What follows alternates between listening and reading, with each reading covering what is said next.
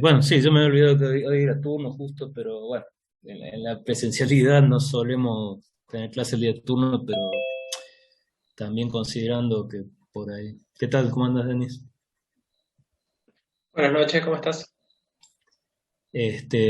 Bueno, ahí comentaban los chicos, yo me había olvidado que hoy era turno ahí de potencia, pero bueno, me parece que está bueno para, vamos avanzando y de última va a quedar grabada ahí la clase para el que necesite. Porque bueno, este es un tema un poco extenso, lleva tiempo esta primera parte, entonces vamos a tratar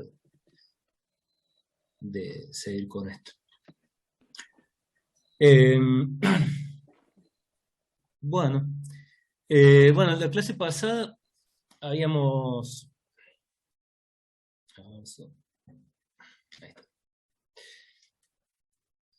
Bueno, habíamos repasado un poquito algunas cosas de línea de transmisión, habíamos visto más o menos en detalle esta parte, cómo se comportaba una línea, si bien esto ya lo habrán visto más en detalle en medios de enlace, pero hicimos un repaso un poco más yendo a la práctica de cómo se comportaría una línea de transmisión cuando me alejo de la carga, ¿no? Entonces habíamos visto un ejemplo para lo que sería una línea en circuito abierto, que sería esta columna. Entonces podía ir viendo a medida que yo me desplazaba hacia allá, eh, digamos, en múltiplos de un cuarto de lambda, cómo iba cambiando el comportamiento de la línea. Entonces, en este caso, por ejemplo, pasaba de un comportamiento capacitivo en el primer cuarto digamos, una resonancia serie, o sea, una tensión nula y corriente máxima en este punto. Esto, por supuesto, para carga circuito abierto, que en el abaco de Smith sería este punto. Y después, bueno, desde un cuarto de lambda hasta media longitud de onda, se comportaba en forma inductiva la línea, que sería toda esta zona, y cuando llegaba justo a media longitud de onda, que sería cuando en el abaco de Smith estoy de vuelta del lado derecho, volví a tener el mismo comportamiento que, eh, que en la carga, ¿no? Entonces, de esa manera, como que podía tener un panorama más general sin ir al cálculo exacto de cómo se va comportando esta línea de transmisión a medida que me voy moviendo desde la carga hacia el generador, sería en este caso, ¿no? Y bueno, esta tablita por ahí ayuda para tener un panorama general de qué pasaría, bueno, cuando yo en lugar de un circuito abierto pongo un cortocircuito, bueno, se vuelve a repetir este patrón de que a, a media de longitud de onda en realidad está bien, de que a media longitud de onda se vuelve a repetir el comportamiento, digamos, si esto fuera un cortocircuito. No sé si se acuerdan por qué el cortocircuito. O sea, estamos hablando de una frecuencia, una longitud de onda determinada, ¿no? No estamos hablando de una familia de frecuencias. Entonces, para una longitud de onda determinada, no sé si se acuerdan, tanto para este caso o para este, por qué modelábamos, por ejemplo, para el circuito abierto, por qué modelábamos con este circuito la carga de circuito abierto para esa longitud de onda. ¿Se acuerdan? ¿Qué tiene que ver este circuito así en paralelo? Sí, no sé si alguien quiso hablar a él.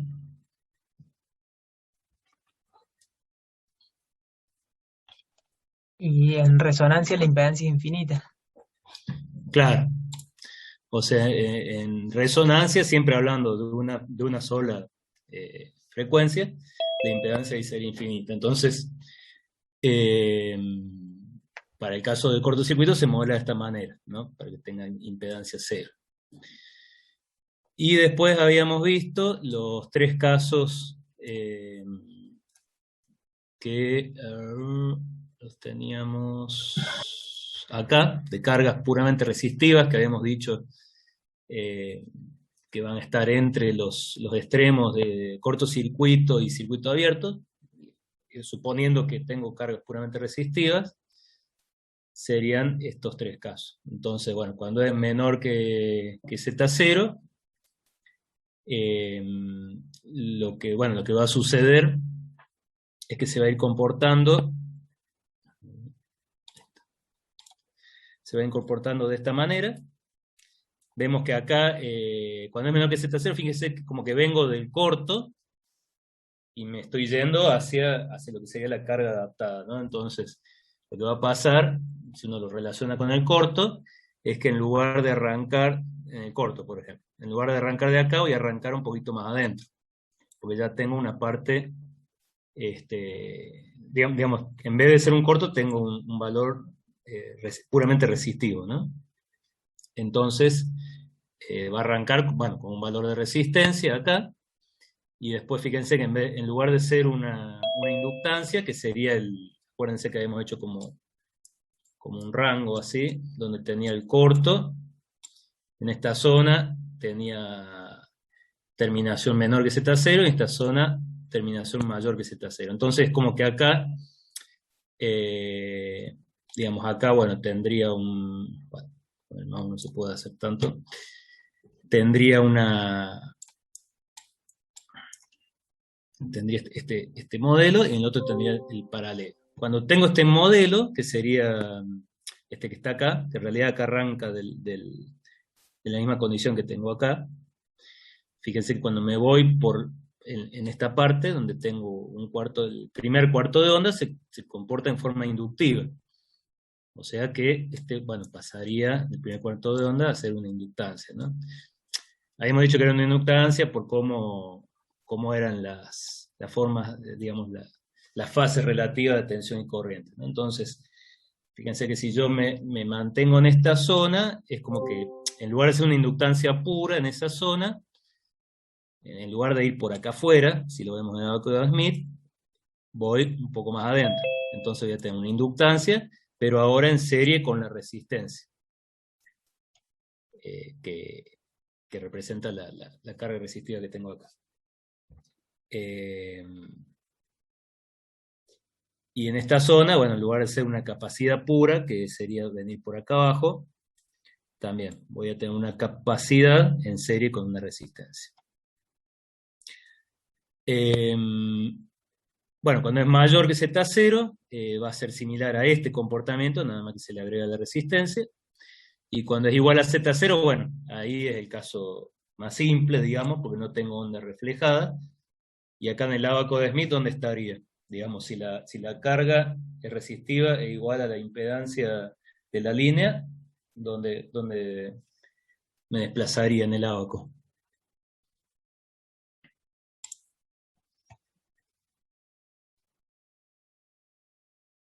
A ver, ¿alguien quiere arriesgar?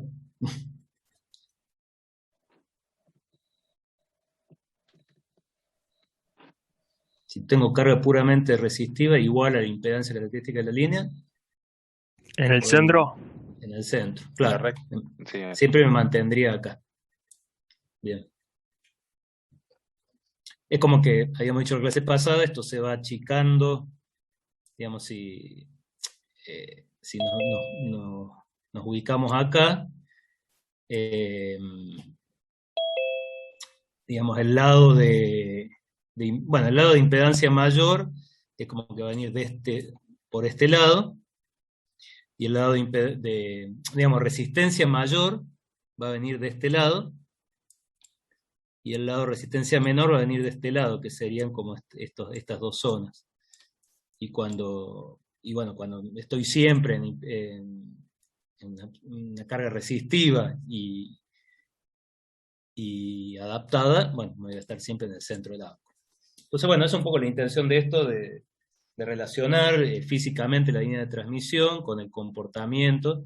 Estos son comportamientos, ¿no? Por supuesto, eso ya lo sabrán, no estoy hablando de dispositivos, componentes pasivos, sino de cómo se relacionan las ondas totales, acuérdense, estoy hablando de ondas totales, que es la sumatoria de incidente más reflejada, con sus signos, y estoy viendo la fase relativa de la tensión total con respecto a la corriente total, que son esta roja y esta violeta. Entonces, según cuál adelanta con respecto a la otra, es que yo voy a estar definiendo el comportamiento de la línea. Después los valores exactos los veré en el abaco de Smith, pero la idea acá es que ustedes manejen, si bien, como les digo, seguramente ya lo vieron en medio, pero refrescar y por ahí simplificar, salirnos un poco de todo el desarrollo e ir más a cómo quedaría en la práctica. Bueno, esto lo hemos visto la clase pasada, pero para refrescarlo, y bueno, hemos llegado a introducir un poquito lo que vamos a manejar cuando hagamos la medición de parámetros S, para justificar un poco de dónde vienen los parámetros S. Entonces, bueno, yo les había comentado que por ahí vieran un poco esto, ahora lo vamos a pasar un poco más rápido. Pero bueno, básicamente tengo dos familias de parámetros, que son los parámetros de reflexión y de transmisión, que es lo que a mí me va a interesar. Que viene siendo algo similar a lo que ustedes medían en baja frecuencia, con los parámetros Z, los Y o los H, pero bueno, llevados ahora, incorporando todos los efectos que aparecen en alta frecuencia. Entonces, bueno, lo que son de transmisión, relacionan estas dos. Acuérdense, tengan en cuenta por ahí las letras estas, las uso así por cómo es la nomenclatura de los instrumentos después. Tengo una señal de referencia y las señales A y B, que son la reflejada y la transmitida. Entonces, bueno, en lo que es reflexión, voy a tener una familia de parámetros, todos relacionados con lo que es la reflexión, donde, bueno, cada uno de estos parámetros por ahí son más útiles en alguna situación determinada, como dijimos, la relación de onda estacionaria, los parámetros S de reflexión, que son el 1,1 en el puerto 1 y el 2,2 en el puerto 2, coeficiente de reflexión, que, bueno, tenemos el gamma con su fase y el valor absoluto, impedancias, admitancias de entrada y pérdida de retorno, ya lo vamos a ver un poquito mejor. Y lo de transmisión, parecido, nada más que, bueno, van a ser ganancia o pérdida de un puerto hacia otro, estos dos parámetros S, coeficiente de transmisión en lugar de reflexión, fase de inserción y retardo de grupo, que sería un poco lo que, bueno, lo que sería la contraparte de lo que es la pérdida de retorno y la fase, digamos, del coeficiente de reflexión. Digamos, son dos familias de parámetros que se relacionan o con la reflexión o con la transmisión, pero son como distintas formas por ahí de ver lo mismo que me sirven en distintas situaciones, ¿no? Bueno, entonces acá tenemos un resumencito de los que son de un puerto. Después por ahí ustedes lo pueden ver más en detalle, pero tenemos coeficiente de reflexión, esto ya por ahí lo habrán visto antes. Lo importante es que los tengan frescos, porque por ahí para hacer pasaje de uno a otro puede ser, digamos, no siempre van a poder ir a ver cómo es la fórmula.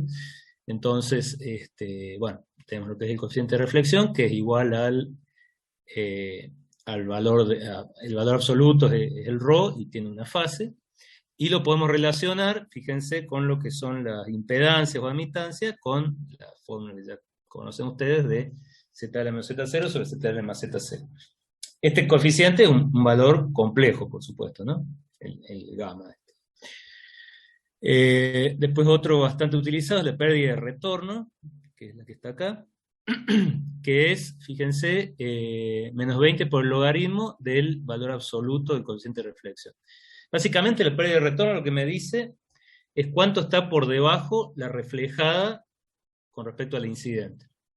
La pérdida de retorno, cuando el ¿cómo se llama? Cuando la reflejada es igual al incidente, en un circuito abierto, por ejemplo, yo inyecto una señal y me vuelve todo, sería 0 dB. Y después, a medida que me va volviendo menos, empiezo a tener un valor cada vez más chico en dB, menos 10 dB, menos 20 dB, menos 30 dB, hasta el punto donde tendría carga adaptada, que va a ser menos infinito dB. Para que no esté el menos ese siempre dando vuelta, la pérdida de retorno se especifica siempre como un número positivo. Pero tenemos que tener en cuenta que en realidad no estoy teniendo una ganancia, sino que es una pérdida, pero que, fíjense que se le pone, que lo resaltamos acá, el signo negativo para que me dé un número positivo. Eso, digamos, lo único que hay que tener en cuenta.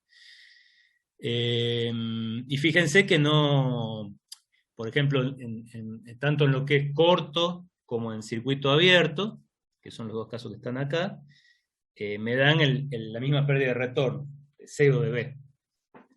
Porque fíjense que el logaritmo del ρ, que el ρ no tiene, es un valor absoluto, ¿no?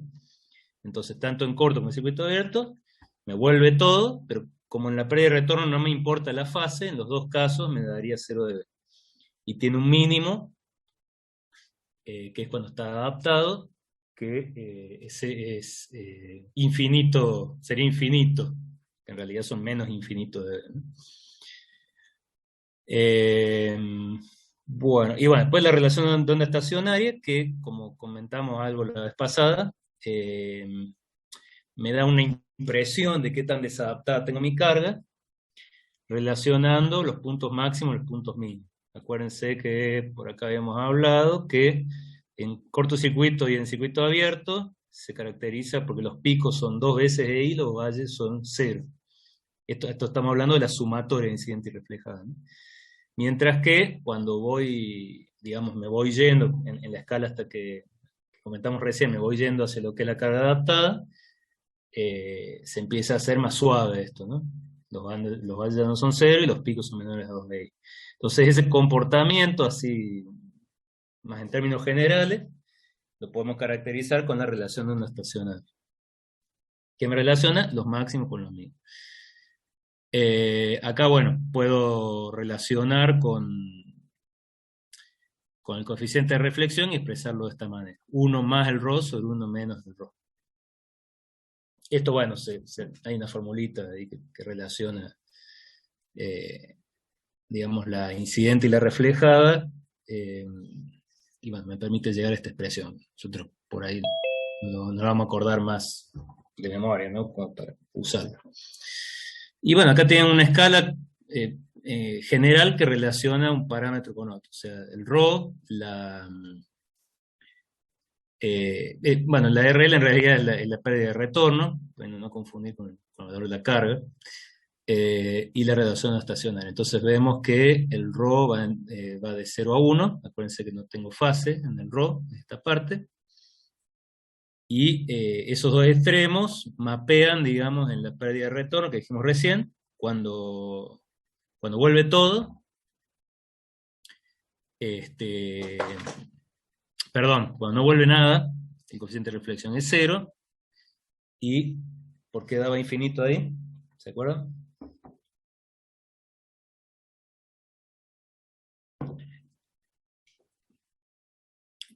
¿Por qué, digamos, cuando el ρ es 0, o sea que no hay reflexión, la pérdida de retorno es infinito dB?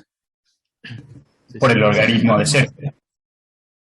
Claro, por esto. Con el menos, ¿no? Acordarse el menos. Bien. Y cuando vuelve todo, digamos, lo que vuelve está 0 dB por debajo de lo que entró. Entonces, digamos, básicamente vuelve todo lo que ingresó. Y la relación estacionaria también es una curva que tendría una forma así. Acá es cuando el ρ es 0. Acordarse siempre de la relación de onda estacionaria, como tiene esta forma, no puede ser menor a 1, que es cuando este ρ es 0. Y después, tanto cuando bueno, cuando ρ es 1, o sea que sería tanto cuando tengo circuito abierto o cortocircuito, se me anula el denominador y me queda infinito. Esto va a ser algo adimensional, digamos. Esto también, bueno, y esto está expresado generalmente en dB, ¿no? Bueno, y acá se me va a ir en estos dos extremos esta, bueno, le hace infinito, que sería esto. Bueno, eso sería en cuanto a los de reflexión. Bueno, los parámetros de reflexión los podemos mapear mediante el diagrama de Smith. El diagrama de Smith básicamente lo que hace, por ahí ya también lo habrán visto más en detalle, pero en términos generales, el diagrama de Smith lo que me permite es, como dice acá, es una herramienta que me permite mapear en forma directa lo que es el plano polar que tiene que ver con el coeficiente de reflexión, con el plano, digamos, de coordenadas rectangulares, que tiene que ver más con las impedancias. Entonces, ¿qué hace? Digamos, me permite observar de forma directa la relación entre coeficientes de reflexión e impedancias, sin tener que hacer este tipo de cálculos para cada punto. Digamos, si yo quiero ver tendencias, o necesito ir dibujando varios puntos, por ejemplo, bueno, como se hacía más con el primer instrumento que vamos a ver, que era un poco más manual el pasaje de los valores. Bueno, yo si no tenía que ir calculando punto por punto todo esto, y era bastante tedioso, ¿no? O sea, si yo quería, por ejemplo, para un valor de impedancia, saber cuál era el coeficiente de reflexión, esto acordémonos que son números complejos, entonces era bastante complicado hacerlo. Entonces, bueno, mediante el mapa de Smith lo que se hace es como precalcular todos los valores de impedancia que corresponderían a cada valor de coeficiente de reflexión. Entonces, como resultado de eso, se obtiene este mapa, que básicamente, si se fijan, es el diagrama polar este. O sea, yo en este mismo mapa puedo ver el diagrama polar, que básicamente van a ser radios que parten del centro, donde el módulo de ese radio me va a decir el ρ, y el ángulo de ese radio me va a estar diciendo, con respecto al cero, me va a estar diciendo el ángulo de coeficiente de reflexión. Pero a su vez, como yo precalculé y superpuse curvas de impedancia, yo si tengo un determinado punto de reflexión, si conozco el ρ y el θ, creo que es de ese valor, por lectura directa puedo sacar en estas curvas, en esta familia de curvas, cuál es el valor de impedancia que estoy teniendo en ese punto. Impedancia normalizada siempre, ¿no? Va a ser normalizada con respecto al valor que tengo en el centro. Bueno, acá hay unos dibujitos de cómo se logra eso. Básicamente lo que está bueno acordarse es que si yo estoy en coordenadas rectangulares, voy a tener en este eje valores reales puros de impedancia, y acá valores imaginarios puros. Y bueno, y en estos dos lados voy a tener valores complejos, con parte reactiva, positiva y negativa, vale decir, digamos, parte reactiva, inductiva y capacitiva. Cuando hago el mapeo, básicamente lo que hago, como muestra acá, es llevar estos dos infinitos, el más infinito y el menos infinito, que son los dos que me van a producir, digamos, la situación de circuito abierto, más, fíjense, más en la condición de infinito en el eje real, las llevo a las tres a un mismo punto. Es como que, como muestra acá, como que doblo estos ejes y junto los tres infinitos, que son los tres que me van a producir este punto en el eje polar. Entonces ahí, bueno, por ahí en medio vieron varios puntos, cómo se van pasando, pero básicamente el 0 me va a quedar de este lado, digamos, los 3 ceros me quedarían juntos acá, y los 3 infinitos me quedarían juntos de este lado. Y bueno, y acá se ve que todas las líneas que son de resistencia constante, fíjense que tengo un valor de resistencia constante, hacia allá y hacia allá me varía la parte reactiva nada más, se me van a doblar hacia este lado y me van a mapear en estas curvas que están acá. A ver, vamos a borrar. Digamos, fíjense, qué sé yo, esta por ejemplo, va a terminar siendo, si vengo del más infinito, cruzo el 0, me voy al menos infinito, va a terminar siendo esa, y así todas las otras, ¿no? Y bueno, lo que es parte reactiva constante, van a ser, digamos, estas líneas, van a ser estas, que están sobre este eje que se fue hacia aquel lado, van a ser todas estas, y que, bueno, también van a terminar en el infinito. Si yo las llevo para allá, terminan yéndose hacia el infinito, ¿no? Entonces, básicamente lo que hace es, digamos, calcular por dónde pasaría cada una de estas líneas, y lo mapea con los valores correspondientes del coeficiente de reflexión. Entonces, básicamente se podría como que precalcula por ejemplo, esta ecuación, y la va llevando de un abaco. Entonces, bueno, después cuando uno tiene que relacionar una cosa con otra, es muchísimo más rápido, ¿no? Y bueno, y esto es importante manejarlo porque es generalmente en lo que, digamos, el gráfico que usan por defecto los instrumentos. Digamos, el analizador vectorial de redes, si bien después lo puedo ver en otros gráficos, por defecto les tira un abaco de Smith, sobre todo en lo que es reflexión, ¿no?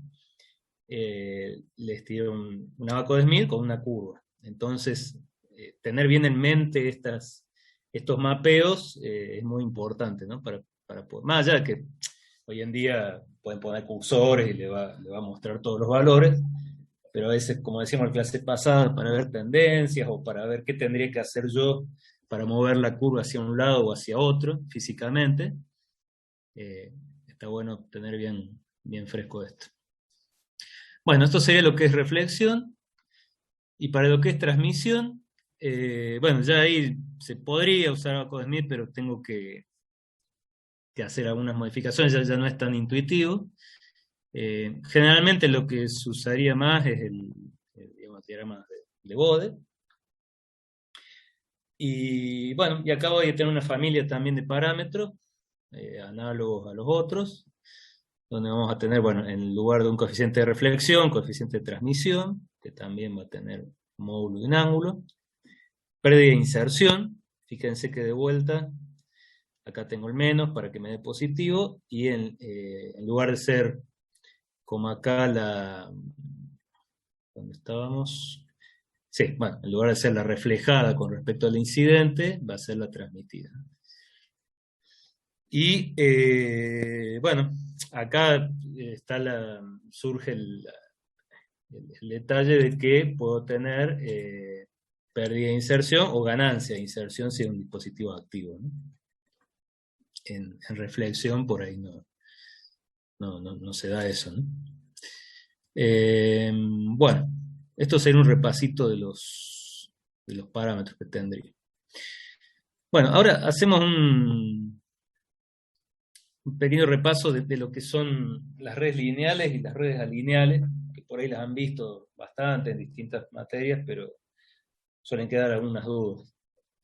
¿Por qué me interesa, digamos, saber si una red es lineal o no? Bueno, básicamente, como dice acá, siempre, sobre todo en lo que son, o en particular, por ahí, lo que vamos a ver más en los sistemas de comunicaciones, a mí me va a interesar no una sola frecuencia, como vimos hasta ahora, sino un ancho de banda, ¿no? Entonces me va a interesar cómo el sistema va a afectar tanto la magnitud como la fase, bueno, con respecto a las distintas amplitudes que tenga, que ya lo vamos a ver, y también en la frecuencia. O sea, para distintas frecuencias, como tengo un ancho de banda, me va a interesar cómo va variando el comportamiento del componente, ¿no? Que básicamente también es lo que me va a terminar mostrando digamos, cuando yo hago el abaco de Smith acá, me va a mostrar, bueno, cómo varía con la frecuencia. Y bueno, y en el bode también, ¿no? Pero bueno, una cosa muy importante, más allá de saber los valores particulares, es si la red es lineal o alineal. Entonces, acá surgen algunos detallecitos que por ahí causan duda.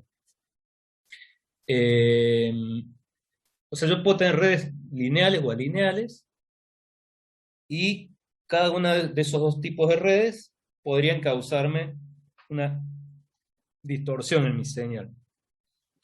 Pero, digamos, hay distintos tipos de distorsiones, por eso es importante por ahí diferenciar, ¿no? Ya vamos a ver, digamos, no definimos distorsión como algo general, porque vamos a tener un par de tipos de distorsiones. Bueno, vamos a empezar por diferenciar, en general, lo que son las redes lineales y las redes alineales. No sé si alguien por ahí tiene alguna idea, una idea de cómo podríamos, más allá de lo que dice acá, digamos, cómo podríamos definir si una red es lineal o alineal, lo que han visto en otras materias.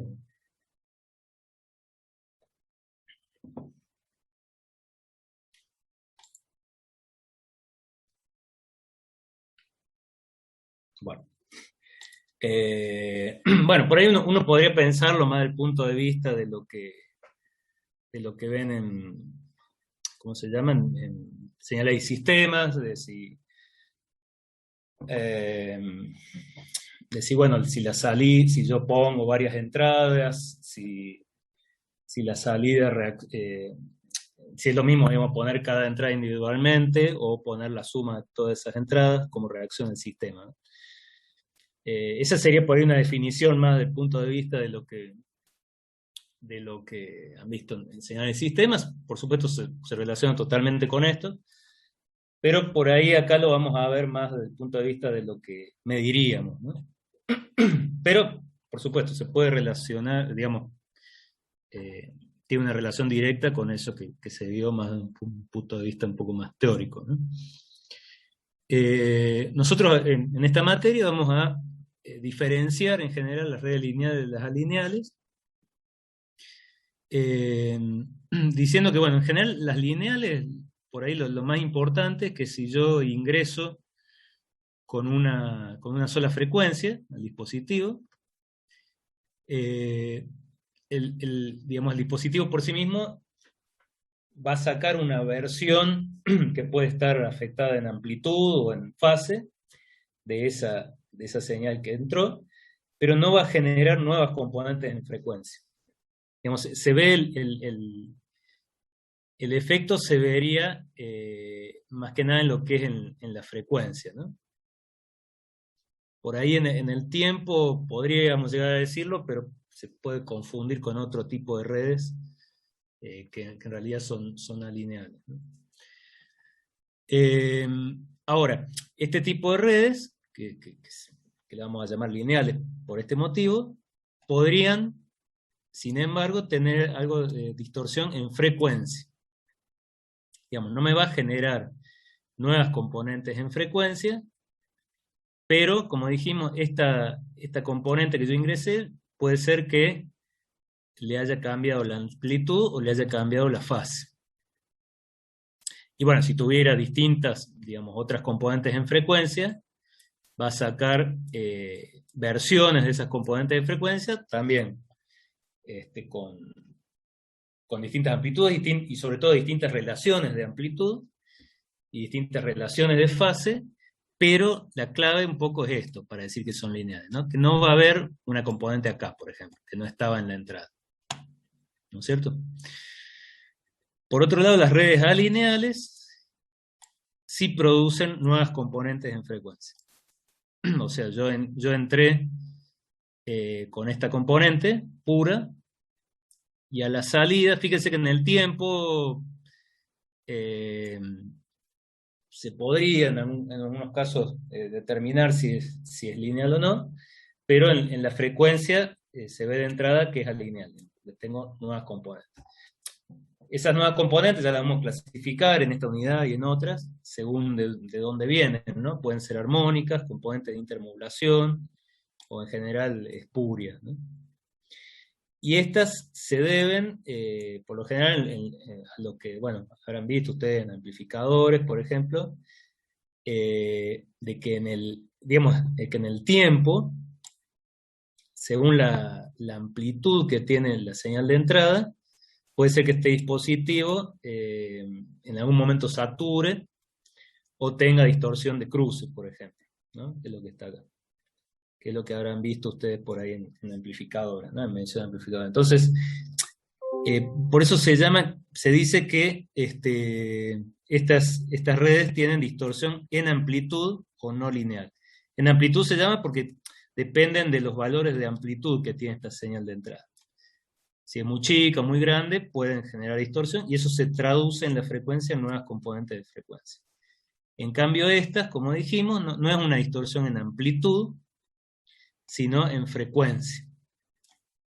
Porque si lo veo en el tiempo, si yo descompusiera por Fourier, digamos, o si yo tengo una señal pura, o si yo tuviera una señal más compleja, que la puedo descomponer por Fourier en muchas senoidales, a la salida, digamos, en el tiempo, yo vería esas mismas senoidales afectadas en amplitud y en fase, pero la forma sería la misma de cada una de ellas, y no habría nuevas componentes, ¿no?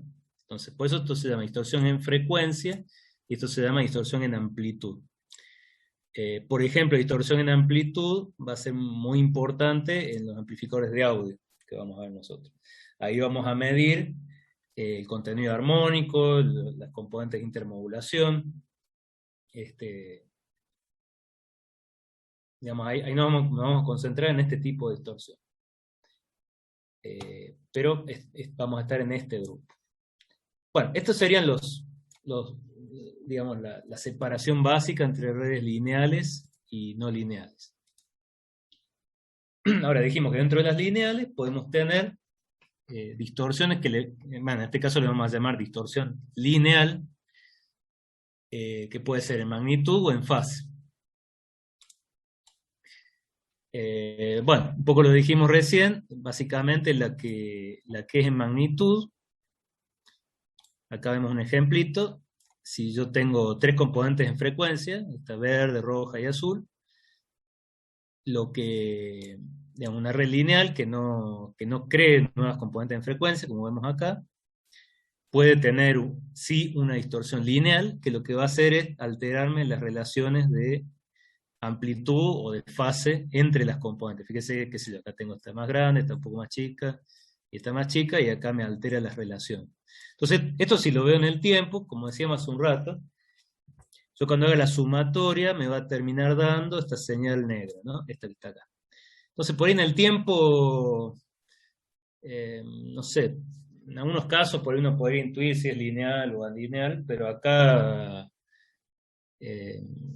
sí, por ahí en las alineales uno vería que bueno, que es en las mayores amplitudes y en las menores donde se produce la distorsión, ¿no? Ahí uno podría saber que es lineal. Acá es como que me va a cambiar la forma de onda, pero en realidad sigue siendo una red lineal. Justamente porque si lo veo en la frecuencia, no tengo nuevas componentes en frecuencia. Entonces, bueno, eso por ahí confunde un poco y es importante por ahí aclararlo porque, como les decía, después vamos a hablar, qué sé yo, de redes lineales, alineales, distorsión en amplitud, distorsión en frecuencia, entonces para que queden claros de qué estamos hablando en cada caso, ¿no? Bueno, y finalmente tenemos el otro tipo de distorsión lineal, que es distorsión en fase. Digamos, distorsión lineal, como dijimos, básicamente no crea nuevas componentes, pero me altera las relaciones en amplitud o las relaciones de fase. En este caso, por ejemplo, tenemos una red lineal que, fíjense que en magnitud es plana, entonces no afectaría, fíjense la verde, la roja y la azul, si yo tomo la amplitud es la misma que acá. o una versión escalada, ¿no? Pero lo que va a cambiar es la relación de fase. En este caso, por ejemplo, como vemos acá, bueno, en la señal está roja, la de fase a 180 grados, y las otras dos, bueno, 0 y 360, que sería básicamente lo mismo, ¿no? ¿Qué va a pasar? Que bueno, como la roja está invertida, fíjense que si yo entré con esta forma negra, me la va a deformar así. Porque bueno, las relaciones de fase son distintas, si bien las relaciones de amplitud es la misma. No sé si se entiende esto. ¿Tienen dudas de eso? Sí, profe, se entiende.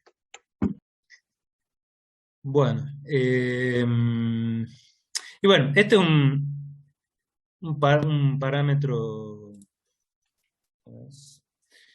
que por ahí lo vamos a usar, digamos, a veces, qué sé yo, parece algo medio rebuscado, pero digamos, lo vemos porque es algo que lo van a encontrar por ahí bastante en hojas de datos, o qué sé yo, cuando hacen diseño de filtros, ese tipo de cosas. Digamos, es algo que por ahí, qué sé yo, es medio, no está muy bien explicado en los apuntes, pero no es algo, digamos, tan complejo. Básicamente, el parámetro de retardo de grupo, un segundo que... El parámetro de retardo de grupo básicamente se relaciona con la distorsión de fase. Es otra forma de caracterizar la distorsión de fase, mediante una curva o un número. Y básicamente es la derivada de la curva de fase. Yo tengo, por ejemplo, bueno, esta negra, que es mi curva de fase. La curva de retardo de grupo va a ser esta. Y la fórmula básicamente es esta. Acá bueno, está el menos para que me dé positivo. Generalmente lo que yo voy a tener en una red de digamos, en un dispositivo es un retardo de fase. O sea que las componentes que ingresan a la salida van a salir con un retardo de fase o de tiempo, que es algo natural, digamos, porque pasaron por un componente que tiene sus tiempos. Y por lo tanto, bueno, la fase van a ser, o el desfasaje sería más bien, entre salida y entrada va a ser negativo. Por eso se pone, como hablamos hace un rato, para la pérdida de retorno, por ejemplo, se pone un número negativo simplemente para que esto, fíjense acá, dé un números positivos, ¿no? Y después está este valor de 360 grados, que es simplemente para, si yo tengo una respuesta en frecuencia, bueno, llevar a lo que son velocidades angulares, ¿no es cierto? Esto es, digamos, un factor de escala, digamos. Pero lo importante es que es la derivada de la fase, del desfasaje, podríamos decir, con respecto a la frecuencia. Entonces, esto tiene dos efectos principales. Por un lado, si yo miro esta curva va a estar siempre dando vueltas alrededor de una recta descendente, así permanente, ¿no? A ver si es como que va a tener en forma intrínseca una pendiente promedio, digamos. Entonces, el retardo de grupo, esa parte promedio me la lleva a un tiempo promedio. El retardo de grupo es un valor de tiempo, ¿no? Bueno, habría que sacar las relaciones acá, quedan radianes y radianes sobre segundo, y el segundo va para arriba y los radianes se van, ¿no? Entonces, esta pendiente constante me la lleva a un valor de tiempo constante, que es la línea de punto esta que está acá. Ese es un efecto que tiene. Y el otro efecto es, de cierta manera, amplificarme las variaciones que voy teniendo acá. Digamos, si yo voy tomando las pendientes, digamos todo acá en estos puntos, el valor que tiene esa pendiente va a ser el valor absoluto que yo voy a tomar de acá hasta acá. Entonces yo, qué sé yo, saco esta pendiente, que va a ser la derivada, ¿no? Me va a dar tantos segundos. Ese valor de segundos va a ser lo que voy a medir de acá hasta acá. Después, qué sé yo, fíjense que, bueno, cuando la pendiente se acerca más hacia lo que es el valor promedio, me voy a ir más hacia la recta hasta que está el medio. Y así, digamos, esas variaciones de pendiente van a ser variaciones de distancia acá con respecto al cero. ¿No es cierto?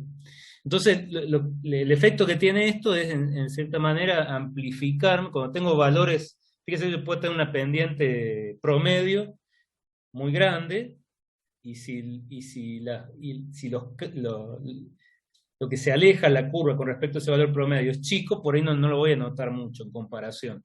Acá tendríamos un ejemplo por ahí más real, ¿no? Que vemos que prácticamente es algo constante. En cambio, cuando hago la derivada de eso, la derivada tiene el efecto de amplificar esas variaciones. Entonces me quedaría algo así. ¿No es cierto? Entonces va a tener esos dos efectos. Y lo que se va a medir va a ser, bueno, o voy a tener toda la curva especificada, o se suele especificar lo que es el retardo promedio, que me estaría dando cuánto es la pendiente esta, y el ripple de retardo de grupo.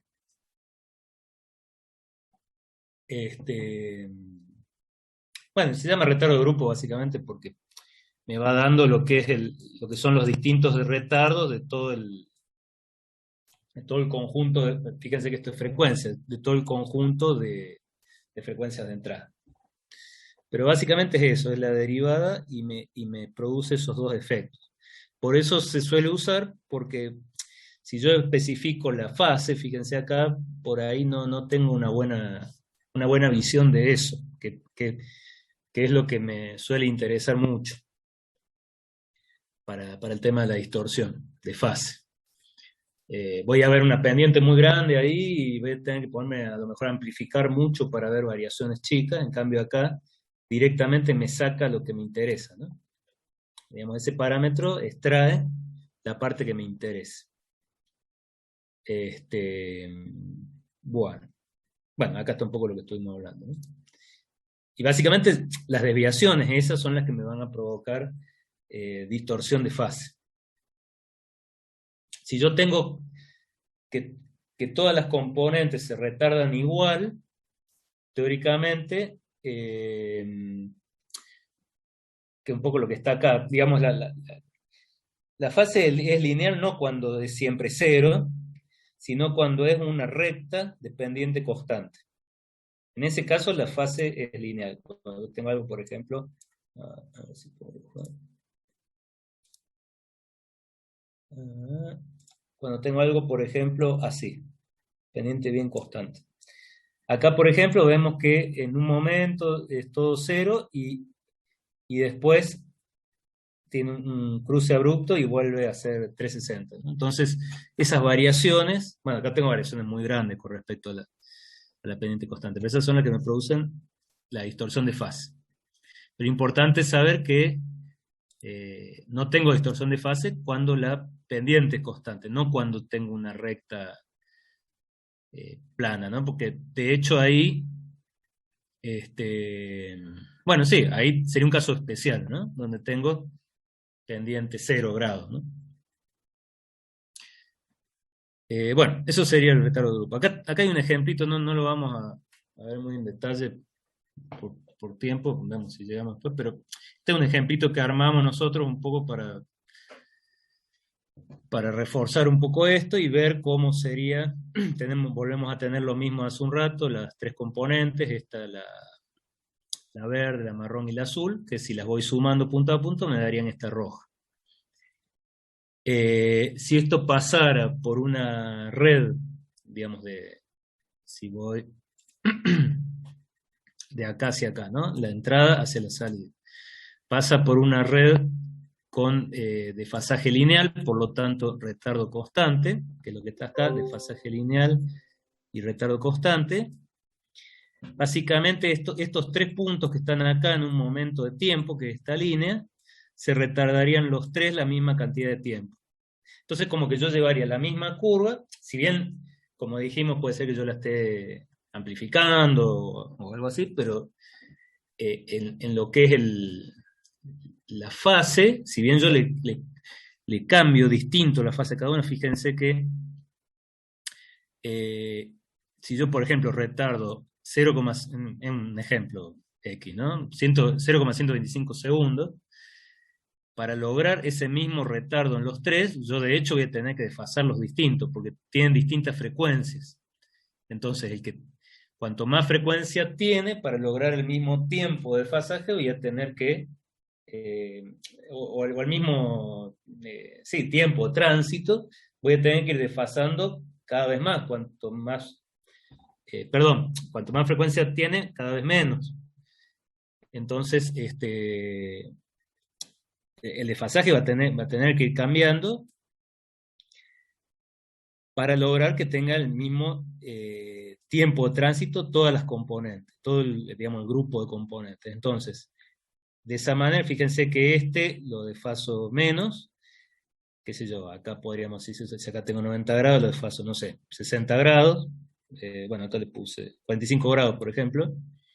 El marrón lo voy a tener que desfasar un poco más, 135, fíjense que ya pasa los 90, y el azul lo voy a tener que desfasar más o menos, no sé, acá vemos 3/4 de ciclo, más o menos 225 grados, para que los 3 puntos se vuelvan a sumar igual y me vuelvan a dar este punto. Y si yo voy viendo tiempo por tiempo, me darían la misma forma de onda. ¿Se entiende? Ahora, si yo tengo una rueda lineal, lo que va a pasar es que yo voy a seguir teniendo desfasajes, pero esos desfasajes, si yo los voy relacionando con la frecuencia de cada componente, no van a representar los mismos tiempos, fíjense. Entonces lo que va a pasar que, qué sé yo, este punto lo corrí acá, pero este punto en realidad lo corrí acá, al cruce por 0, en lugar de irme acá. Y este otro punto lo corrí, bueno, acá por ejemplo, lo corrí un valor, no sé, de 210 grados. Entonces, básicamente cuando yo los vuelvo a sumar acá, ya no me van a influir relativamente igual que acá, sino que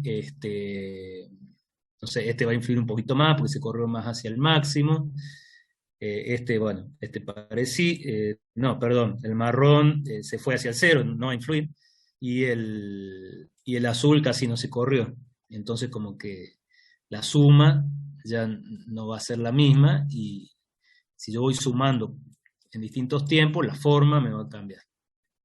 Entonces, fíjense que acá tengo una red que es lineal, porque no tengo nuevas componentes en frecuencia, pero tiene un desfasaje lineal de fase.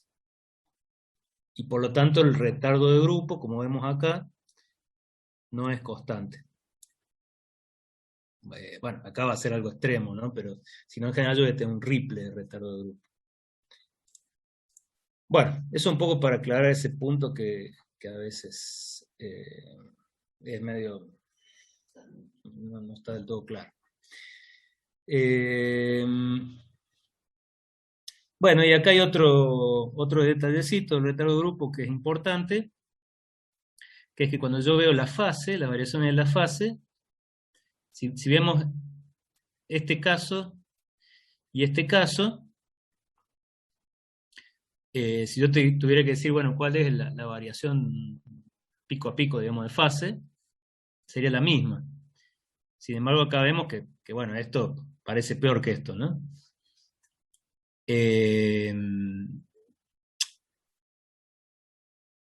Digamos, ¿qué diferencia habría entre esto y esto? ¿Qué diferencia notarían en principio? Si bien tiene el mismo ripple, pero ¿qué pasa con la frecuencia? ¿Aumenta? Sí, digamos, en principio acá el rango de frecuencia sería el mismo. O sea, yo tendría, qué sé yo, hasta por decir una cosa, 10 kHz, ¿cierto? Y acá 10 también. Lo que va a pasar acá es que las pendientes van a ser mayores, fíjense, porque en el mismo rango de frecuencia tengo que variar más veces. Eso acá medio que si yo tuviera que, distinto por ahí si yo tuviera la curva, bueno, lo veo, ¿no? Pero si yo tuviera que decir, bueno, entre qué ripple de fase estoy teniendo, medio que no podría hacer una diferencia entre una cosa y otra. En cambio, si yo eso lo especifico a través de la derivada con el retardo de grupo, ahí sí yo vería que voy a tener más ripple acá que acá.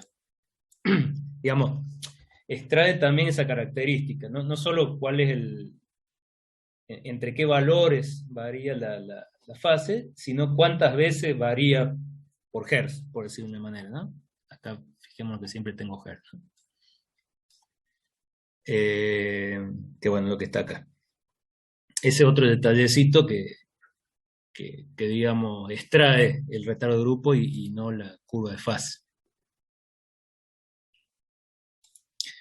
Bueno, esto es un poco el repaso de esto, después cualquier cosa revísenlo, como para ver esos parámetros que son un poquito más, que por ahí uno que los ven, pero queda más así como algo matemático, ¿no?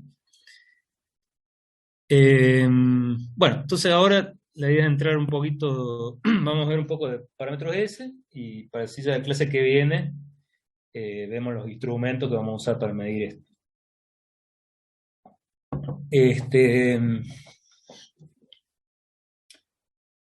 Bueno, tradicionalmente ustedes por ahí en baja frecuencia, o digamos, todos en baja frecuencia, usamos estos conjuntos de parámetros que ya ustedes lo conocerán, que son los parámetros de impedancia,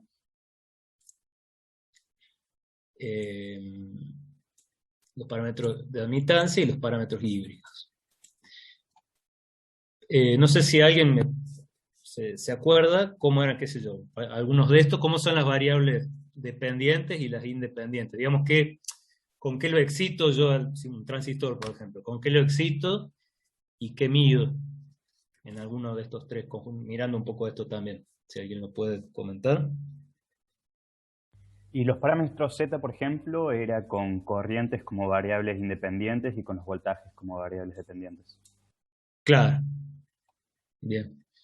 O sea, yo en este tipo de parámetros, bueno, yo inyecto corrientes y mido tensiones. Ahora, por ejemplo, para yo sacar, qué sé yo, el Z11, ¿qué tendría que hacer? Inyectar qué corriente y, digamos, qué pasaría con...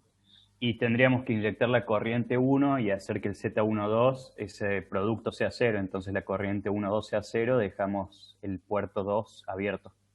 La salida Claro. en circuito abierto sería. Perfecto. Bien.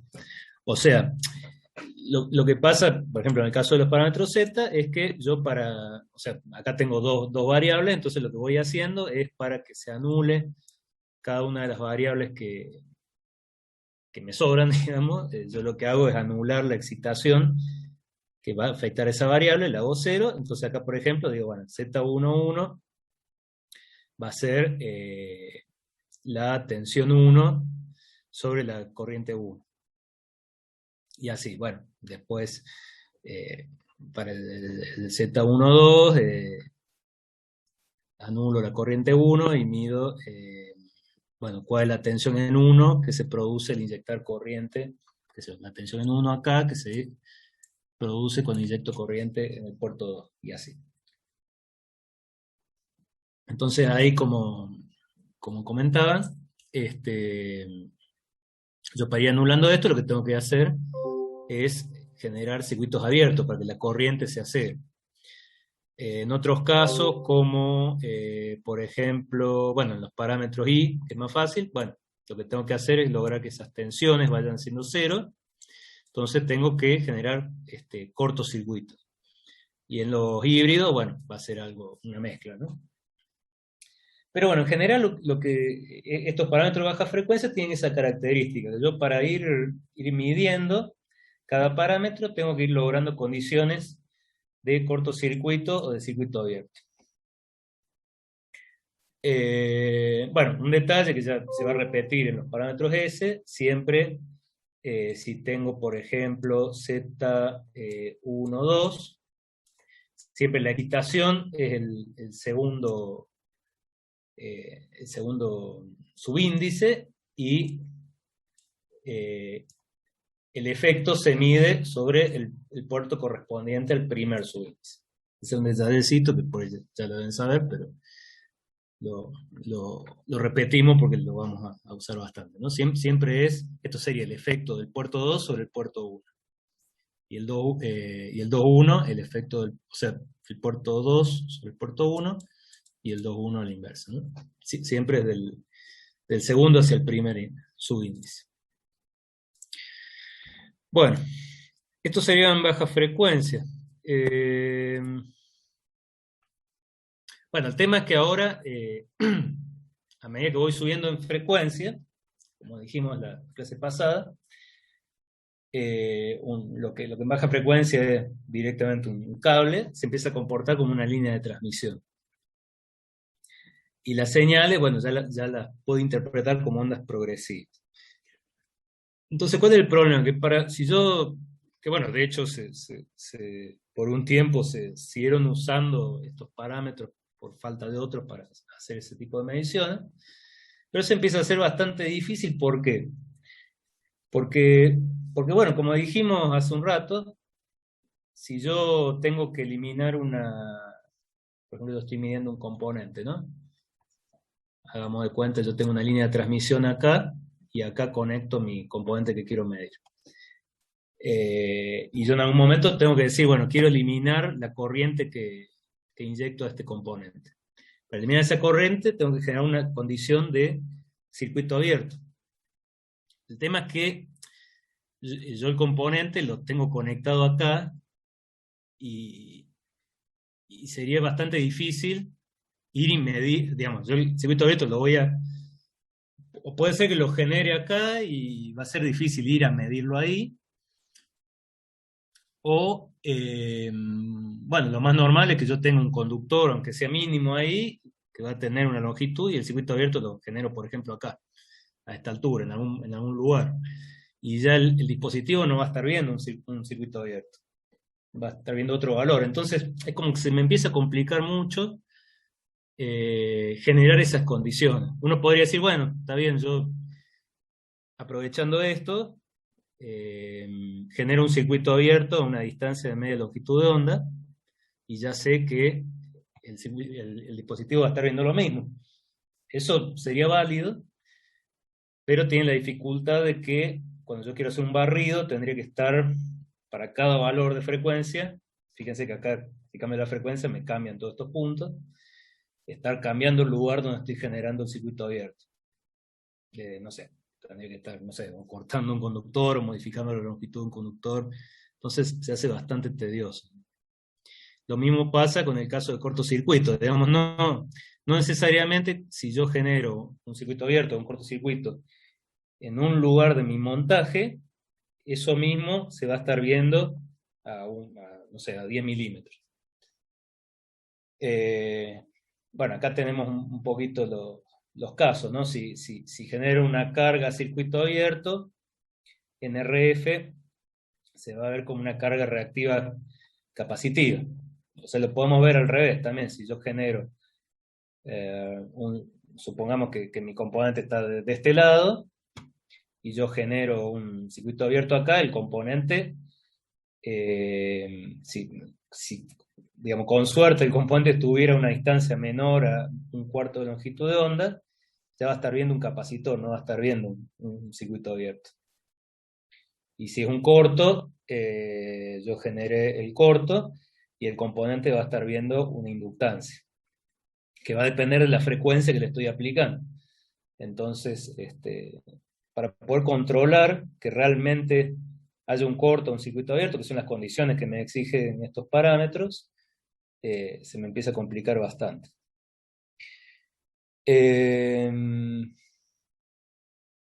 Entonces, bueno, ese es el problema principal. Después también, no sé si lo puse acá, pero sí, acá hay un resumencito. Puede suceder que algunos transistores, por ejemplo, en RF, para esas condiciones de circuito abierto o cortocircuito, se tornen inestables. Entonces también ahí va a haber un problema, ¿no? Bueno, entonces, bueno, acá tenemos un resumen. Otra cosa importante de estos parámetros es que la idea es que yo los mida y después los pueda usar independientemente de las condiciones y fuente y carga que yo esté usando en mi aplicación, ¿no? Bueno, esto es lo que comentamos recién. Bueno, la idea es que el comportamiento sea lineal e invariante en el tiempo y en la posición, digamos que no sea algo que varíe según el momento en que lo mide. Bueno, y acá están los problemas estos que mencionaba. Bueno, entonces, a raíz de estos problemas que surgían, para medir componentes en altas frecuencias, es que, digamos, a partir de una proposición de Kurokawa en el año 65, se empezó a pensar en usar, básicamente, en separar lo que son las ondas progresivas. Fíjense que son los parámetros Z, I y H. Básicamente estoy trabajando con corrientes y tensiones totales, como las veíamos hace un rato. Entonces lo que se pensó a pensar es en trabajar con valores de onda incidente y reflejada en los puertos, en lugar de corrientes y tensiones totales. Bueno, esto que por ahí uno hoy en día lo vería como algo natural, en ese momento como que había que desarrollar una cantidad de instrumentos y cosas para poder medir estas cosas, ¿no? No era algo tan común. Bueno, entonces, algunas características de estas ondas progresivas es que, por ejemplo, su amplitud pico o su envolvente no va a variar a lo largo de una línea sin pérdida, mientras que, como veíamos hace un rato, las corrientes y tensiones totales sí cambian ese valor pico a través de lo que es la onda estacionaria. Entonces, fijémonos que si yo me paro en uno o en otro sentido, ahí ya no sería tan crítico a qué distancia yo mido. Porque como decíamos hace un rato, yo me estoy, como vemos acá, me estoy desplazando en un sentido, digamos, sobre la verde o sobre la azul, nada más. No sobre la roja y la violeta, ¿no? Voy a medir tensión, digamos, onda de tensión progresiva, en un sentido o en otro. Bueno, algunas condiciones que se tienen que cumplir son, por ejemplo, que la línea sea de baja pérdida, o si no, bueno, si tuviera mucha pérdida, ahí ya empezaría a depender de dónde las mido. Que las mediciones se realicen en el mismo plano de referencia, eso lo vamos a ver ahora, que es algo que tiene mucho que ver con lo que han visto en medio de enlace, digamos, dónde mido la incidente y dónde mido la reflejada, desde el punto de vista eléctrico, desde la fase, y que el sistema esté adaptado. Fíjense que ahora las condiciones, que ya la vamos a ver bien en los parámetros S, pero acá nosotros hablamos de cortocircuitos, circuitos abiertos. Ahora lo que vamos a hacer para anular una onda progresiva es adaptar ese puerto. Ya lo vamos a ver. Pero básicamente esas condiciones de corto, circuito abierto, ahora se van a traducir en condiciones de puerto adaptado. Bueno, acá esto lo vamos a repasar rápido como para ver de qué estamos hablando, pero no vamos a ir la idea no es ir a la fórmula, ¿no? Razonamiento básico, digamos, el paper es mucho más complejo como lo analiza, pero el razonamiento básico se fundamenta en lo que es el modelo de una línea de transmisión. Por esto ya lo habrán visto, lo vamos a repetir también, que lo podemos ver mediante un modelo de constantes concentradas, capacidades, inductancias y valores de resistencia y admitancia, donde la impedancia característica es básicamente este valor, que para bajas pérdidas se me van estos dos componentes. Bajas pérdidas, queremos decir, fíjense, que R sea muy chica y que G sea muy grande.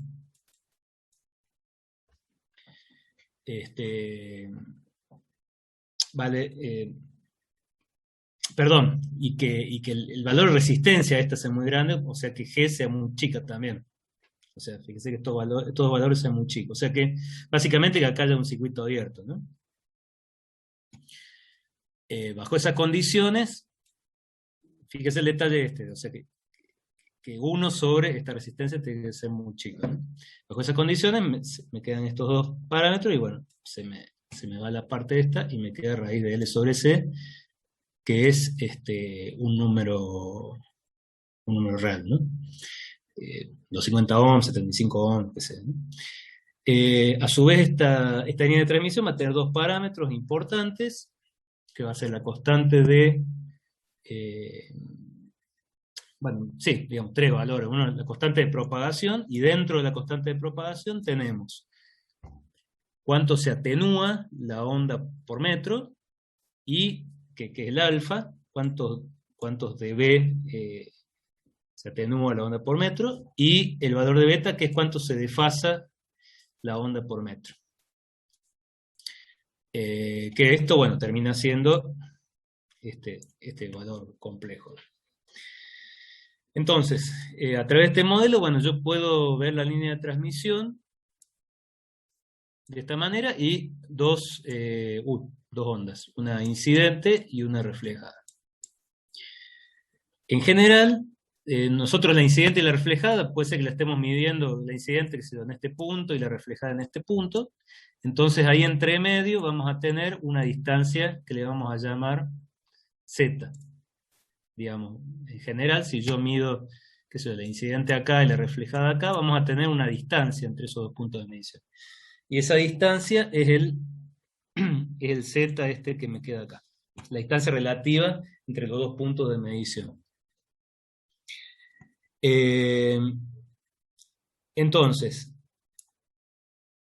si yo tengo que verlo en general, bueno, diría que el coeficiente de reflexión va a ser, bueno, los valores pico de la reflejada sobre el incidente por el valor la impedancia de la línea será la tensión sobre la corriente. Fíjese que la tensión es la suma de incidente y reflejada, la corriente es la diferencia, es un punto importante, que son los dos valores que están acá abajo, ¿no? Entonces, básicamente voy a tener la impedancia, que básicamente si yo fuera calculando esto, sacaría los valores que estuvimos viendo hace un rato, ¿no?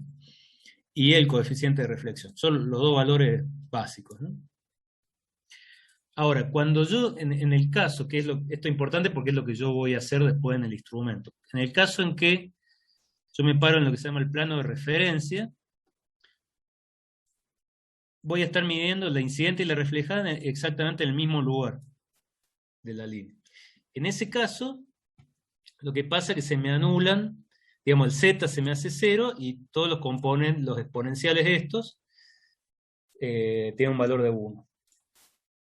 Entonces esta ecuación, bajo esa condición, que yo mida en un punto eléctrico posicionado en el mismo lugar, tanto incidente como reflejada, que es la línea roja esta que está acá, se me van a simplificar todas estas y me quedan estas expresiones más simples, ¿no? Bueno, coeficiente de reflexión, la impedancia, potencia incidente, potencia reflejada y potencia total. Entonces, un poco, digamos, esta es la condición que yo tengo que cumplir para que esto se me simplifique. Ya vamos a ver que el instrumento después me lo hace en forma automática, como me lo lleva al mismo punto. Bueno, Kurokawa básicamente definió lo que se llaman ondas complejas normalizadas de tensión en un puerto I. Digamos, llevando esto que vimos acá rápido, que tiene un montón de teoría por detrás, pero aunque sea en un solo puerto, yo acá tengo mi dispositivo que quiero medir, lo llevo a una forma normalizada, donde yo voy a tener tensión incidente y tensión reflejada, dividida por la raíz cuadrada de la parte real de Z. Esto lo hace así para que esto en realidad sea yo lo pueda interpretar como la raíz cuadrada de las potencias incidentes y reflejadas. Por eso me queda la raíz cuadrada está acá abajo, porque yo, si esto lo elevo al cuadrado, tengo que poder pasar a un valor de potencia. A veces se le llama también raíz cuadrada de las ondas de potencia normalizadas en el puerto I. Bueno, esto de vuelta, ¿no? Más, si lo tienen que usar en algún momento, van a tener el apunte, pero lo importante es que por ahí lo sepan interpretar así, más o menos rápidamente, ¿no? Bueno, y básicamente Kurokawa definió con la letra A todas las ondas incidentes, entrantes al dispositivo, y con la letra B todas las que salen. Entonces, el A en el puerto I, bueno, acá lo que hizo es reemplazar la tensión en el puerto I por el valor del incidente y la parte que corresponde a la corriente, y el valor saliente restando, que es un poco, que tiene que ver con esto que estaba acá abajo, ¿no? Entonces, los valores A y B me quedarían con estas expresiones, y si por ejemplo me voy a lo que es un caso de 4 puertos, tendría los valores A1 y A2 y B1 y B2.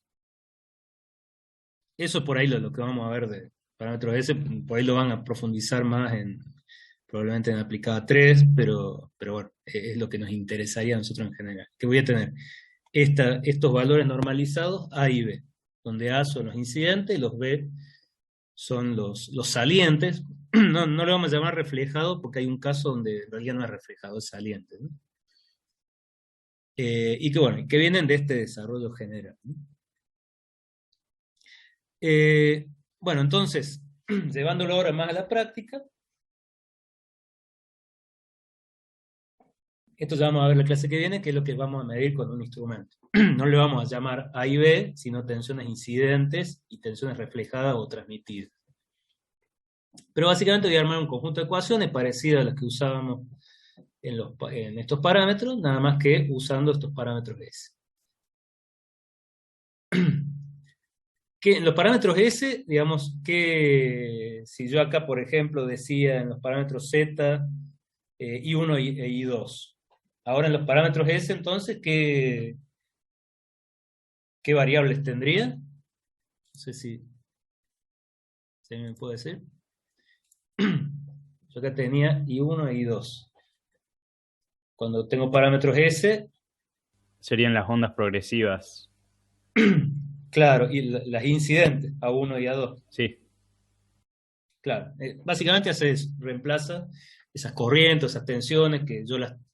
fíjese que eran valores totales y que tenían todo ese problema, tenías un corto, circuito abierto, ahora son ondas progresivas.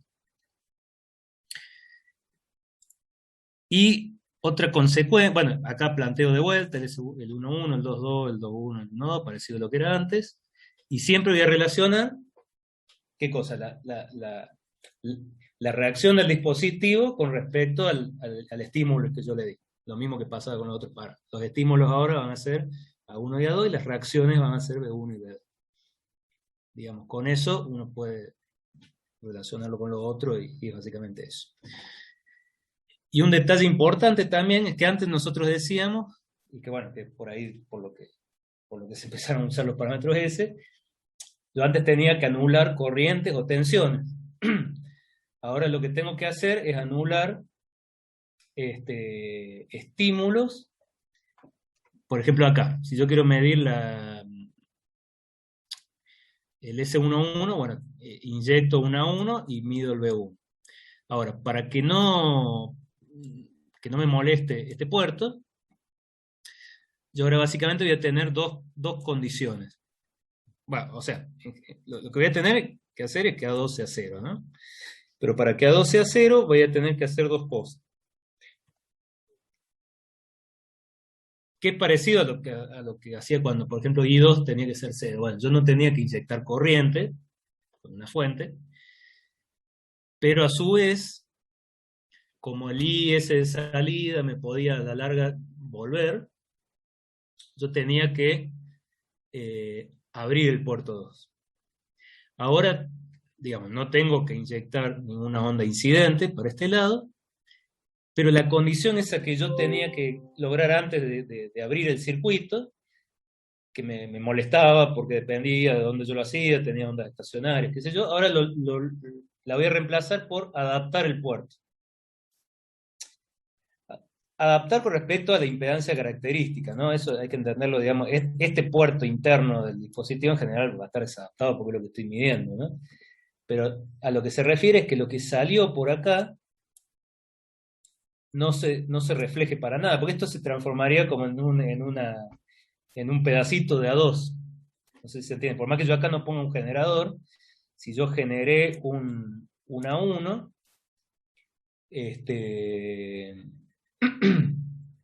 básicamente, por ejemplo, generé un A1, voy a, digamos, una parte va a pasar para este lado por el efecto del S21, y si yo acá lo tengo desadaptado este puerto, me va a volver como un nuevo A2, digamos. Entonces, ahora las condiciones van a ser, bueno, no aplicar un estímulo del puerto 2, y a su vez terminar la salida de una carga adaptada. Fíjese que ahora no tengo que generar ni una condición de corto ni de circuito abierto, sino simplemente adaptar la carga. Cuando adapto la carga, ¿se acuerdan cómo se comportaba la línea? Si yo le pongo una carga adaptada, ¿cómo funciona como una Reflejada. línea? Perdón. ¿No tenés reflejada? Claro, y va a funcionar como si fuera una línea de longitud infinita en la práctica, digamos. Entonces es como que nunca voy a tener algo que vuelva de este lado. Entonces esas van a ser las dos condiciones importantes, que digamos, las podemos relacionar con lo que eran los parámetros I, Z y H, que ahora ya no va a ser que no tenga corriente, no tenga tensión, sino que no tenga una onda progresiva en el mismo sentido digamos, de la reacción del dispositivo, ¿no? Bueno, y lo mismo va a pasar con los otros. Yo siempre voy a tener que anular una de las variables independientes. Bueno, esto me soluciona básicamente el problema ese que tenía de mantener todo adaptado de este lado. Ya no importa si yo lo adapto acá o más allá, digamos. Va a estar adaptada la línea. Entonces ya voy a poder inyectar una familia de frecuencias acá, y acá esto siempre va a funcionar como un puerto adaptado. Eso es básicamente digamos, la ventaja que trajo el uso de los parámetros S, ¿no? Y por eso, bueno, se empezó a medir, y bueno, ya ni hablar cuando se empezó a subir mucho la frecuencia, se empezó a usar mucho esto. Bueno, acá por ahí esto, si quieren repasarlo un poquito más ustedes, otra forma de ver lo mismo, andan un poco más gráfico, que de A1 voy a tener una parte reflejada y otra parte transmitida, y de la 2, en general, voy a tener otra parte, una parte transmitida en este sentido inverso y reflejada. Y fíjense que en general, si yo, bueno, no genero ninguna de estas condiciones particulares, sino que tengo una ecuación general, el B1 va a recibir la influencia de, bueno, ¿qué es lo que está acá? De S11 por A1, más la influencia de S12, acuérdense que siempre es del segundo subíndice al primer subíndice, por el A2. Y bueno, y al revés, un poco para expresar eso.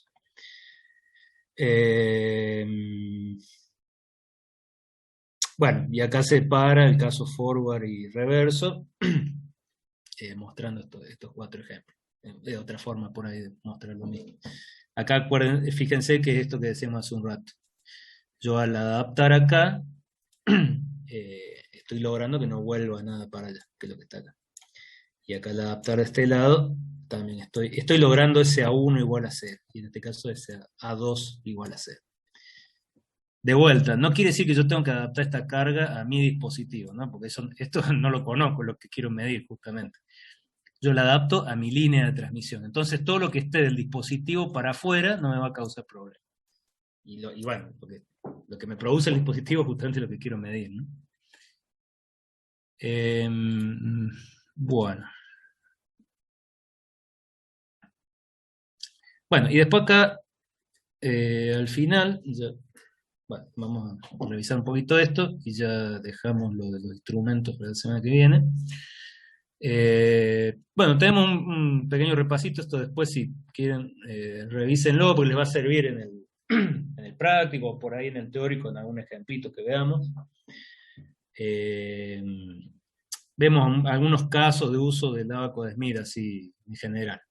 Bueno, esto es un poquito llevar a n puertos esto. Es algo importante de entender también que los parámetros S, si bien generalmente los vemos en dispositivos de 2 puertos, se pueden extrapolar a n puertos, ¿no? O sea, yo puedo, por ejemplo, si tuviera 3 puertos, bueno, voy a tener en cada puerto el A y el B, y bueno, lo que tendré que hacer, por ejemplo, si quiero medir el 1,1, bueno, tengo que adaptar los puertos 2 y 3. Y así, si quiero ver el 2, adapto el 1 y el 3, y así. Y se me va a ir formando una matriz de transferencia, digamos, que va a ir aumentando con el cuadrado del número de puertos, ¿no es cierto? O sea que no es que, si bien hablamos siempre de 2 puertos, siempre tenés presente que yo, incluso el instrumento mide 2 puertos generalmente, pero yo después manualmente voy poniendo el puerto 1, bueno, en el puerto donde yo quiero inyectar, digamos, por más que el puerto se llame 3, bueno, yo si inyecto en el 3 y mido en el 1, bueno, voy a tener el parámetro 3,1, 1,3 y así, ¿no? Voy a ir extrayendo la familia de parámetros que me interese de esta. Según que A active y que B mida, voy a ir midiendo los distintos parámetros S, ¿no? Bueno, esto es lo que vimos hace un rato, cómo podemos relacionar.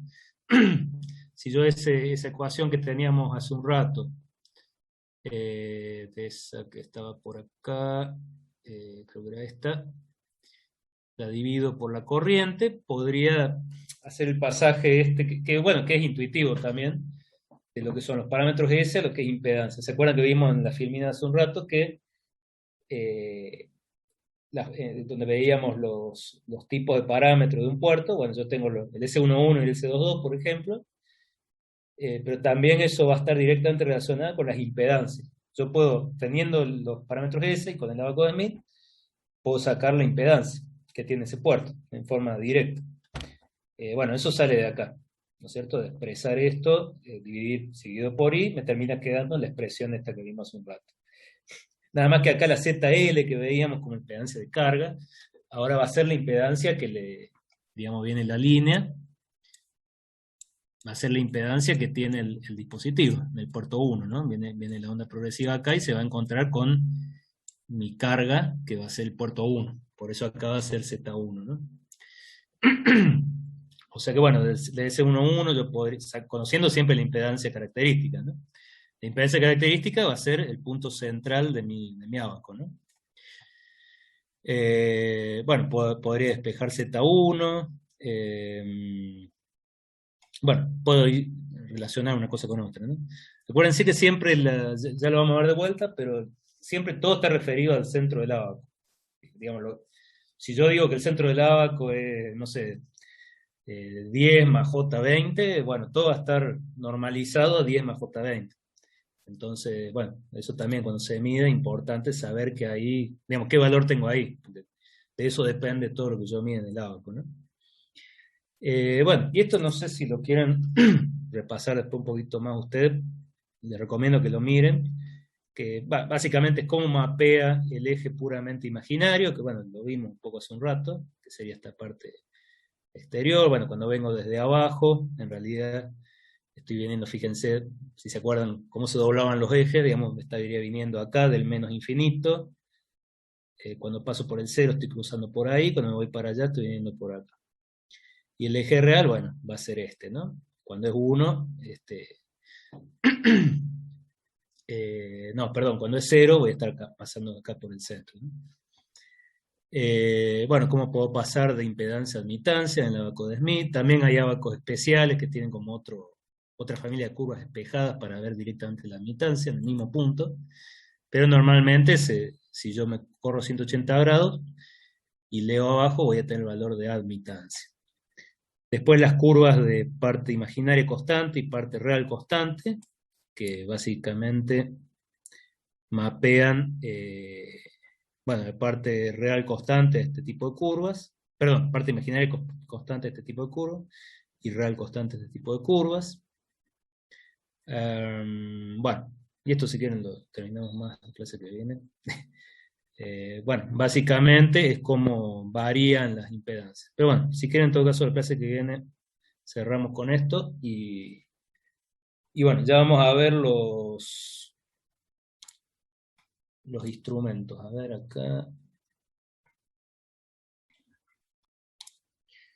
Ya vamos a ver más los instrumentos que vamos a usar para medir este tipo de parámetros. Esto no sé, si alguien para cerrar me quiere comentar acá, ¿por qué si yo tengo una inductancia de un valor fijo, por qué al variar la frecuencia se me va hacia allá? No sé si se acuerdan. Porque la inductancia tiene físicamente un valor fijo, pero nosotros al variar la frecuencia va a estar variando cuál es la reactancia. Claro. Bien. Está. Lo que tienen claro. Eso. Y bueno, para este caso, como es 1 sobre J omega C, el omega está abajo, entonces, bueno, a medida que aumenta la frecuencia va a ir disminuyendo la reactancia capacitiva, ¿no? Y acá aumenta la reactancia inductiva. Por más que, bueno, si bien después cuando hagamos las mediciones vamos a ver que también va a variar. Si yo calculo cuál va a ser el valor de C equivalente o de L equivalente, va a tener una variación, sobre todo en los componentes físicos, que por ahí ya van a estar viendo alguna aplicada que tienen componentes parásitas, como en este caso. Digamos, no solo va a variar así sobre una curva de inductancia o capacidad constante, sino que me va a ir variando también el valor total de inductancia o capacidad que está dado por todas las componentes parásitas, ¿no? Y bueno, y esto habla un poquito de qué pasa cuando tengo básicamente una amplificación, ¿no es cierto? Una parte resistiva o parte real negativa. Básicamente se me va fuera del ábaco, y también existen ábacos un poco más raros, donde tendría el abaco original, es esta parte que está en negro acá adentro, y todo lo exterior son curvas de parte real negativa. Eso por ahí no lo vamos a ver tanto, pero como para saber que existen, ¿no? Y eso sería cuando, por ejemplo, cuando tengo, si yo quisiera dibujar en un abaco de Smith un parámetro de transferencia en un amplificador, ¿no?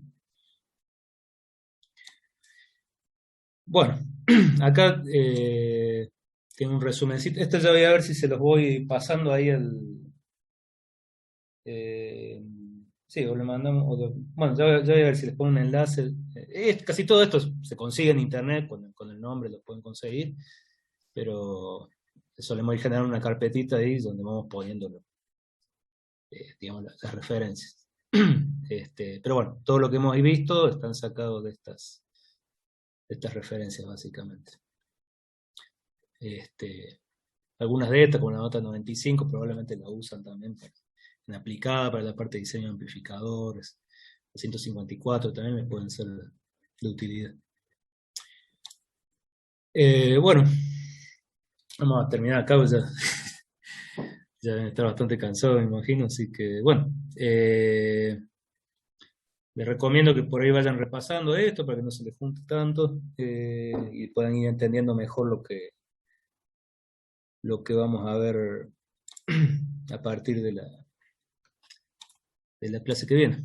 La clase que viene vamos a arrancar entonces con los instrumentos que usamos para medir esto. La idea es que, bueno, las próximas clase y media o 2 clases veamos eso.